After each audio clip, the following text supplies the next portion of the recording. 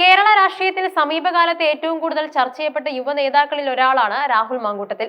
എന്നാൽ പാലക്കാട് ഉപതെരഞ്ഞെടുപ്പിന് ശേഷവും അദ്ദേഹത്തെ പിന്തുടരുന്ന വിവാദങ്ങൾ ഒഴിഞ്ഞു മാറുന്നില്ല. ഏറ്റവും ഒടുവിലായി കോൺഗ്രസ് സഹയാത്രികയായിരുന്ന എം.എ. ഷഹനാസിനെതിരെ രാഹുൽ 10 കോടി രൂപയുടെ മാനനഷ്ട കേസ് ഫയൽ ചെയ്തത് സോഷ്യൽ മീഡിയയിൽ വലിയൊരു യുദ്ധത്തിന് തിരികൊളുത്തിയിരിക്കുകയാണ്. ഈ കേസിന് പിന്നാലെ ശരണ്യ എം. ചാരു എഴുതിയ കുറിപ്പ് ഷഹനാസ് പങ്കുവച്ചതോടെ രാഹുലിനെതിരെ ഗുരുതരമായ ആരോപണങ്ങളാണ് ഉയരുന്നത്.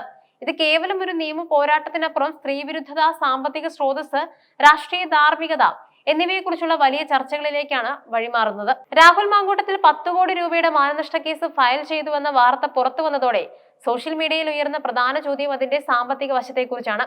ഇന്ത്യൻ നിയമവ്യവസ്ഥയനുസരിച്ച് 10 കോടി രൂപ നഷ്ടപരിഹാരം ആവശ്യപ്പെട്ട് കോടതിയിൽ സിവിൽ മാനനഷ്ട കേസ് ഫയൽ ചെയ്യണമെങ്കിൽ അതിന്റെ 10% തുക, അതായത് 1,10,00,000 രൂപയോളം കോർട്ട് ഫീ ആയി കെട്ടിവെക്കേണ്ടതുണ്ട്. ഇവിടെയാണ് വിമർശകർ രാഹുലിന്റെ ആസ്തി വിവരം ചർച്ചയാക്കുന്നത്. പാലക്കാട് നിയമസഭാ ഉപതെരഞ്ഞെടുപ്പിൽ മത്സരിക്കാനായി രാഹുൽ സമർപ്പിച്ച സത്യവാങ്മൂലത്തിൽ തന്റെ ആസ്തികളെ കുറിച്ച് വ്യക്തമായ കണക്കുകൾ നൽകിയിട്ടുമുണ്ട്. അതിന് പ്രകാരം ഏകദേശം 24 ലക്ഷം രൂപയോളം അദ്ദേഹത്തിന് കടബാധ്യതയുമുണ്ട്.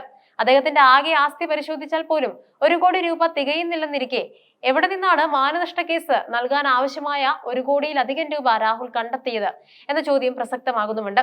സ്വന്തം ആസ്തിയേക്കാൾ വലിയൊരു തുക മാനനഷ്ട കേസിനായി ഒരാൾ കെട്ടിവെക്കുന്നുണ്ടെങ്കിൽ ആ പണത്തിന്റെ സ്രോതസ് വെളിപ്പെടുത്തണമെന്നാണ് രാഷ്ട്രീയ എതിരാളികളും സോഷ്യൽ മീഡിയ ഉപയോക്താക്കളും ആവശ്യപ്പെടുന്നത്. ഷഹനാസ് പങ്കുവച്ച ശരണ്യ എം. ചാരുവിന്റെ കുറിപ്പ് രാഹുൽ മാങ്കൂട്ടത്തിനെതിരെ വ്യക്തിപരമായ ആരോപണങ്ങളെക്കാൾ ഉപരിയായി ഒരു പ്രത്യേക രീതിയിലുള്ള ചൂഷണത്തെയാണ് തുറന്നുകാട്ടുന്നത്.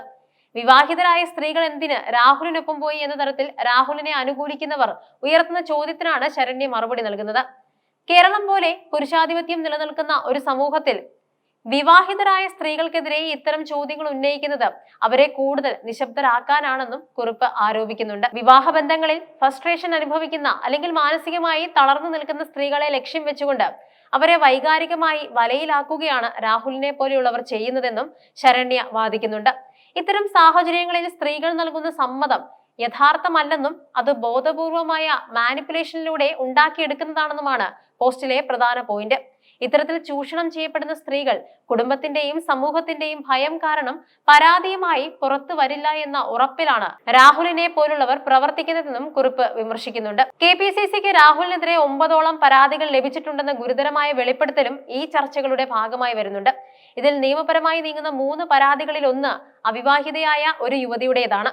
എന്നാൽ രാഹുലിനെ അനുകൂലിക്കുന്നവർ വിവാഹിതരായ സ്ത്രീകളുടെ പരാതികളെ മാത്രം ചർച്ചയാക്കുന്നത് സ്ലട്ട് ഷെയ്മിങ്ങിന് വേണ്ടിയാണെന്നും വിമർശകർ പറയുന്നുണ്ട്. ഗർഭിണിയാക്കുകയും പിന്നീട് നിർബന്ധിത ഗർഭചിത്രത്തിന് ഇരയാക്കുകയും ചെയ്തു എന്നതുൾപ്പെടെയുള്ള കടുത്ത ആരോപണങ്ങളാണ് ഈ വിഷയത്തിൽ ഉയരുന്നത്. ഈ ആരോപണങ്ങളെല്ലാം ആക്സിഡന്റൽ ആണെന്ന് പറയുന്നതിലെ യുക്തിശൂന്യതയെയും ശരണ്യ തന്റെ പോസ്റ്റിൽ പരിഹസിക്കുന്നുണ്ട്. യൂത്ത് കോൺഗ്രസ് അധ്യക്ഷൻ എന്ന നിലയിൽ രാഹുൽ മാങ്കൂട്ടത്തിന് വലിയൊരു യുവജന പിന്തുണയുണ്ട്. എന്നാൽ ഇപ്പോൾ ഉയർന്നിരിക്കുന്ന ലൈംഗിക ചൂഷണ ആരോപണങ്ങളും മാനനഷ്ട കേസിലെ സാമ്പത്തിക ദുരൂഹതയും അദ്ദേഹത്തിന്റെ പ്രതിച്ഛായയ്ക്ക് വലിയ മങ്ങലേൽപ്പിച്ചിട്ടുമുണ്ട്. ഒരു ജനപ്രതിനിധി എന്ന നിലയിൽ ഇത്തരം ഗൗരവകരമായ ആരോപണങ്ങൾക്ക് മറുപടി നൽകാൻ അദ്ദേഹം ബാധ്യസ്ഥനാണ്. നിന്നെ കൊല്ലാൻ എത്ര സമയം വേണമെന്ന് ചോദിച്ച ജനപ്രതിനിധി എന്ന ശരണ്യയുടെ പരാമർശം രാഹുലിന്റെ കൂടെയുള്ളവരുടെ ഭീഷണിയെയാണ് സൂചിപ്പിക്കുന്നത്. വിമർശിക്കുന്നവരെ നിയമം കൊണ്ടോ ഭീഷണി കൊണ്ടോ കൂട്ടാൻ ശ്രമിച്ചാൽ അത് വിജയിക്കില്ലെന്നും ശബ്ദം ഉയർത്തിക്കൊണ്ടേയിരിക്കുമെന്നുമുള്ള പ്രഖ്യാപനമാണ് ഷഹനാസിന്റെ പോസ്റ്റിലൂടെ വ്യക്തമാകുന്നത്. രാഹുൽ മാങ്കൂട്ടത്തിൽ തന്റെ നിരപരാധിത്വം തെളിയിക്കാൻ നിയമപരമായി നീങ്ങുമ്പോൾ തന്നെ സമൂഹത്തിൽ ഉയരുന്ന ധാർമ്മികമായ ചോദ്യങ്ങൾക്ക് ഉത്തരം നൽകേണ്ടി വരും. 1 കോടി രൂപ കോടതിയിൽ കെട്ടിവെച്ച് കേസുമായി പോകാൻ അദ്ദേഹത്തിന് എങ്ങനെ സാധിക്കുന്നു എന്നതും സ്ത്രീകൾ ഉന്നയിച്ച പരാതികളിലെ വാസ്തവം എന്താണെന്നതും വരും ദിവസങ്ങളിൽ കൃത്യമായി പുറത്തു വരേണ്ടതുണ്ട്. വിവാഹിതരായ സ്ത്രീകൾ ചൂഷണം ചെയ്യപ്പെട്ടാൽ അതിന് ഉത്തരവാദി അവർ തന്നെയാണെന്ന പൊതുബോധത്തെ തകർക്കാനുള്ള ശ്രമം കൂടിയായി ഈ സൈബർ പോരാട്ടങ്ങൾ മാറുന്നുണ്ട്.